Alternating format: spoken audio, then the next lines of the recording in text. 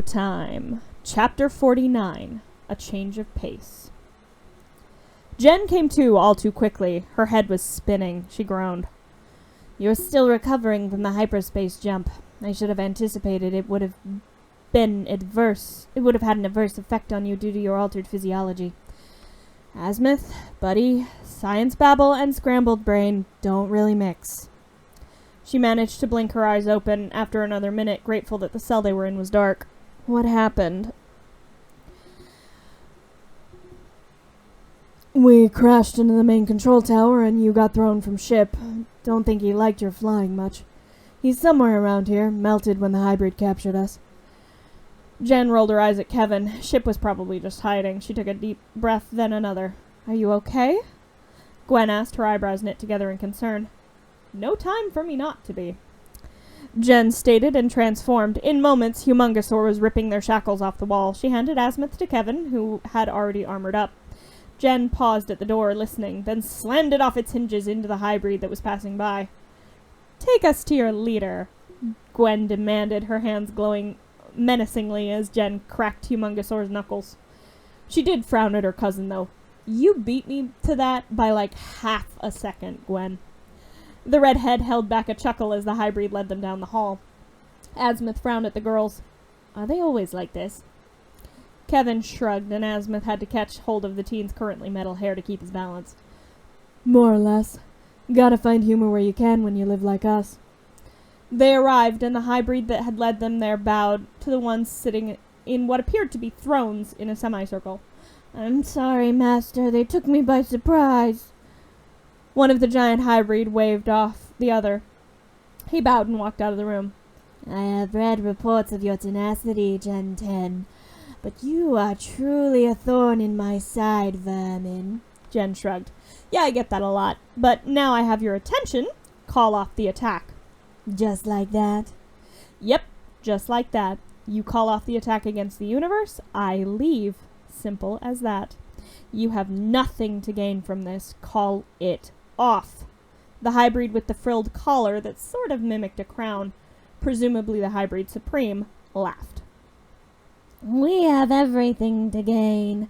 Any being that is not a Highbreed is a mongrel, an affront to our purity." Azimuth shook his head. "Don't believe a word he says. They're not doing this for some devotion to purity. They're dying. That's why they're doing this." Jen glanced at Azimuth. "How could you possibly know that?" "Because for the host's safety, the Omnitrix will not accept damaged DNA." Jen's eyes went wide as Gwen and Kevin shot each other confused looks. Azimuth kept speaking. "After listening to your entry about the Highbreed, it wasn't difficult to put two and two together. Their backward obsession with racial purity led to inbreeding, genetic disease, and sterility. This is the last generation of Highbreed. A self-inflicted extinction, though not on purpose." The Highbreed Supreme hissed slowly. "You are correct, pond scum. When we die, we will take the universe with us. All worlds will fall before we do. Witness your own world's destruction. The fleet is nearly ready to uncloak."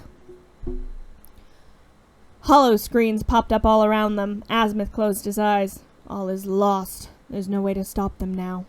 "We don't need to stop them." Everyone looked at Jen like she'd grown a second head in human form. "I can save them. Omnitrix, can we repair the genetic damage to the Highbreed? All of them?"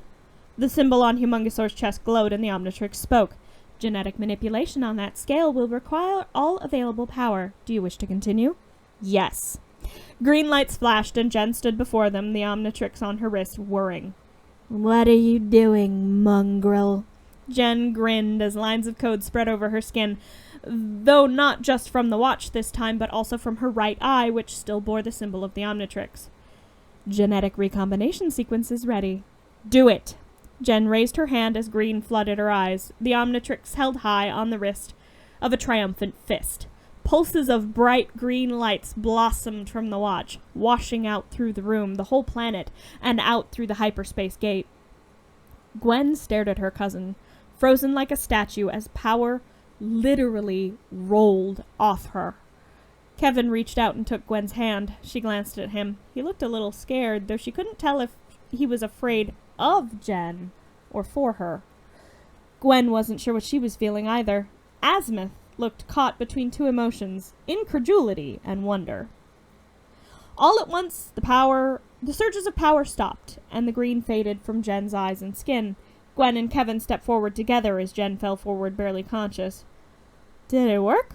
The question was weak but coherent. Program complete. All Highbreed in range of transmission are now fused with random samples from Omnitrix database. Kevin was the first to look around as Jen steadied her cousin on her feet. She seemed to be recovering quickly. The scene around them was quite different. The Highbreed no longer all looked the same. All were different colors and combinations of shades. Though their physiology hadn't visibly changed much, no extra limbs or new heads, it was clear something was different. Even their voices were stronger. What have you done to us? One of them shrieked as the Highbreed Supreme, now bright red and blue, shook his head. Within range of transmission, with the hyperspace gate open for the attack, Azimuth smiled. Every Highbreed is now... How did you put it? Gwen smirked slightly as she turned to the first thinker, keeping a hand on her cousin's shoulder in case her legs decided to go out. He called us mongrels. Welcome to the Kennel Club. Kevin grinned, his hands on Jen's other shoulder. You have made us impure, the Highbreed Supreme shrieked. There is but one honorable act left to us. The implication was not missed by any in the room. The hand on Jen's shoulder tightened as her eyes went wide with devastation, realizing that she may have just pushed a whole species to suicide. Then a new voice rang from the doorway. No. Jen spun on her heel, knocking both hands from her shoulders in the motion, her face going from abject horror to glee in moments. Standing in the doorway was a Highbreed. He would have been identical to the ones they had been fighting for months now, except for the green arm. Riney! Gwen and Kevin blinked at Jen's excited statement. You know him? Kevin's question was almost accusatory, but Gwen's brain was working a mile a minute. The teleporter. Jen nodded, cutting off her cousin's question. I know lots of people. Riney nodded to them and stepped forward. There is another way. This human once saved me by altering my DNA. At first I believed it to be a curse, an impurity, but I have since learned otherwise. Because of her, we can now not only survive, but thrive. The Highbreed Council chittered at each other. Jen's face fell into a confused expression. How had Riney even gotten here? Then she glanced at the doorway and spotted the edge of a white lab coat disappearing around the corner, and her smile returned. It grew only wider as the council turned and bowed their heads to Riney. The council has come to a decision.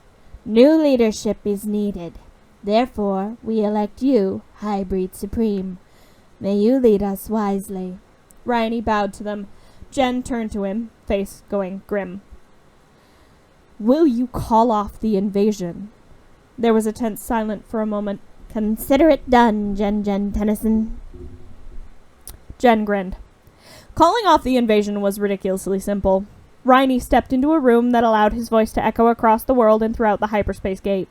With a simple order, the fleet began to pull back. Riney stepped over to the small group. You have not only saved me, but my people for generations to come. I cannot thank you enough, Jen Tennyson. He held out his green hand, and a blossom bloomed there. It was white and red, shot through with veins of green. May this small token serve as a symbol of peace between our worlds. He plucked it from his palm. Of peace between the Highbreed and the universe. He handed the blossom to her, and she smiled. Thank you, Riney. I just hope the peace lasts. Riney bowed to her. I will see to it. Do you require transport back to your world? Jen shook her head and stuck 2 fingers in her mouth, letting out a loud whistle. In moments, Ship leaped from the walls and jumped to Jen's shoulders, panting happily. I think we'll be okay. Riney nodded and bowed again, ordering the 2 Highbreed to escort them outside of the tower. Jen managed to convince Ship to turn back into his battleship form, and they climbed aboard. Jen buckled in and handed Gwen the flower. You seem okay with hyperspace jumps. I don't want to lose that. Azimuth nodded, and Ship took back off through the gate, Jen squeezing her eyes shut as the world blurred around them. Max held his breath as the ships retreated back through the gate from whence they had come. There was no sign of ship. The Max force and Jen's team were celebrating around him. Manny had pulled Helen up onto his shoulder, cheering and waving his fists at the retreating ships. Max's face only broke into a smile when the black and green ship that was the galvanic mechamorph flew through the arch and landed in front of the team. The ramp unfolded, and Max's smile nearly split his face as he heard voices from within. "I do not like hyperspace gates. You'll plant that for me, right, Gwen?" It was Jen, and the laughter that followed her was Gwen and Kevin.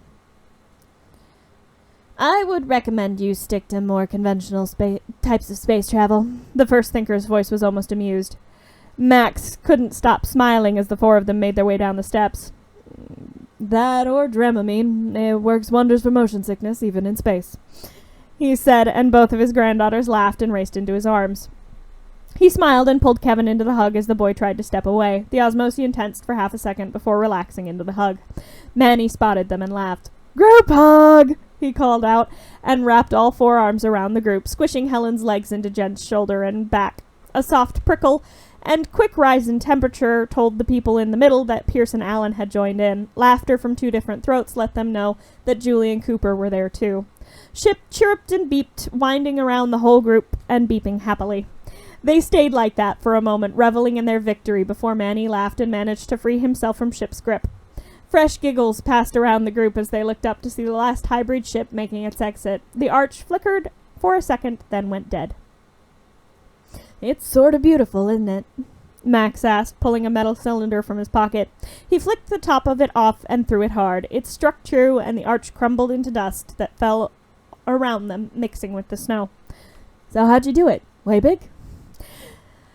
he asked, and Jen shook her head, pointing to a white and red and green flower in Gwen's hands, luckily not squished by the impromptu group hug. "Nope. Peace won today." Manny shook his head and looked like he was going to say something, but Helen elbowed him in the head from her spot still sitting on his shoulder. Julie checked her watch. "Well, since the world isn't ending today, I have to make curfew. I'll see you later, Jen." The two girls hugged, and Jen scratched Ship under what passed for his chin. "Thanks for your help today, Julie." "Anytime." Ship transformed back into his battleship form, and Julie boarded. "Wait for us," Kevin called out. He and Gwen raced up the ramp together, hand in hand. "Drop us at Jen's house? We have one more thing to do, then we're gonna head to the auto show. I need a new car." Julie nodded, and Jen waved as Ship took off. Max grinned. "Looks like I'm gonna need a bigger motorhome," he said, looking around at the teens who were left. Jen smiled but shook her head. "You won't need a bunk for me. At least not for a bit." Max frowned. Jen stepped over to Azimuth and Paradox. "I'm going with Azimuth. We have some work to do." Max raised an eyebrow. Paradox checked his watch. "We won't be long. Time is on our side." Azimuth hopped onto Jen's shoulder, and Jen took Paradox's offered arm. The unusual trio vanished in a bright blue light. Epilogue. It had been a week since Max had seen his granddaughter. He was starting to worry, but he didn't have too much time to think about it right now. His team was doing well. Integrating Cooper and Allen had been easy, even with Allen's flippant sense of humor and Cooper's introverted nature. Right now, they were camping under the stars at Max's secret fishing spot. Not such a secret anymore, but he didn't really mind. The rust bucket wasn't made to sleep more than 3 people, so Manny was setting up the tents. He'd insisted on doing it, even though Helen could get it done so much faster. Pierce was grilling burgers as the rest of the group laughed and joked and told stories about their various adventures. Max smiled at them through the windshield of his RV as he made some small adjustments to some of the instruments. He'd be sending them off to the Plumber Academy soon, those who wanted to go anyway. Cooper was already on board with the idea, knowing his tech abilities would be far more useful and he'd be far more comfortable in a lab. Max frowned as the sound caught his attention. It sounded like someone was sawing logs. He glanced back out at the team, but nothing had changed. Then he realized that the sound was coming from behind him. He whirled, going for his gun, before he spotted a familiar bright green jacket, even through the dimly lit RV. Jen was sprawled out on the bunk she'd claimed as hers so many years ago on that fateful summer trip. But she wasn't alone. Paradox stood next to her, Azimuth on his shoulder. The Galvan nodded to Max. "Magister Tennyson." Max stepped over to them. He pulled the blanket off the top bunk and tossed it over his snoring granddaughter. He smiled. "She'll be okay?" Azimuth nodded. Max spotted an unfamiliar bag next to the bunk. It was bright green, so he had to assume it was Jen's. "What did you three even do? You were gone a full week." Paradox checked his watch. "I'll let Azimuth explain. May I borrow your cell phone? There's an important call I need to have already made."